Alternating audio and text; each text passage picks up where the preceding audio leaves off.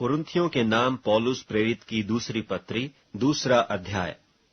मैंने अपने मन में यही ठान लिया था कि फिर तुम्हारे पास उदास होकर न आऊं, क्योंकि यदि मैं तुम्हें उदास करूं तो मुझे आनंद देने वाला कौन होगा?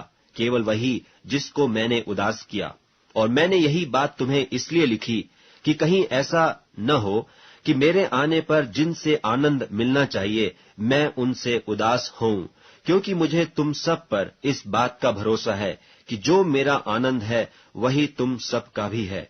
बड़े क्लेश और मन के कष्ट से मैंने बहुत से आंसू बहा बहा कर तुम्हें लिखा, इसलिए नहीं कि तुम उदास हो, परंतु इसलिए कि तुम उस बड़े प्रेम को जान लो जो मुझे तुमसे है।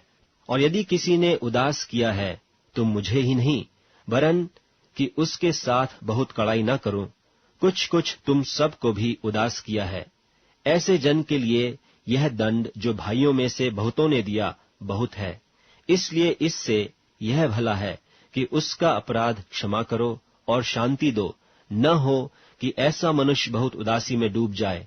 इस कारण मैं तुमसे विनती करता हूं कि उसको अपने प्रेम का प्रमाण दो, क्योंकि मैंने इसलिए भी लिखा था कि तुम्हें परख लूं कि सब बातों के मानने के लिए तैयार हो कि नहीं।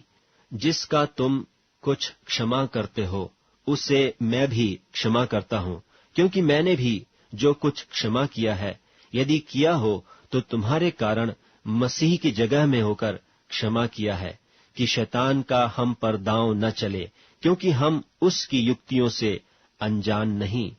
और जब मैं मसीह का सुसमाचार सुनाने को त्रोआस में आया और प्रभु ने मेरे लिए एक द्वार खोल दिया, तो मेरे मन में चैन न मिला, इसलिए कि मैंने अपने भाई तीतुस को नहीं पाया। सो उनसे विदा होकर मैं मकिदुनिया को चला गया। परंतु परमेश्वर का धन्यवाद हो, जो मसीह में सदा हमको जय के उत्सव में लिए फिरता है और अपने ज्ञान का सुगंध हमारे द्वारा हर जगह फैलाता है, क्योंकि हम परमेश्वर के निकट उद्धार पाने वालों और नाश होने वालों दोनों के लिए मसीह के सुगंध हैं। कितनों के लिए तो मरने के निमित्त मृत्यु की गंध, और कितनों के लिए जीवन के निमित्त जीवन की सुगंध। और इन बातों के योग्य कौन है? क्योंकि हम उन बहुतों के समान नहीं जो परमेश्वर के वचन में मिलावट करते हैं, परंतु मन की सच्चाई से और परमेश्वर की ओर से परमेश्वर को उपस्थित जानकर मसीह में बोलते हैं।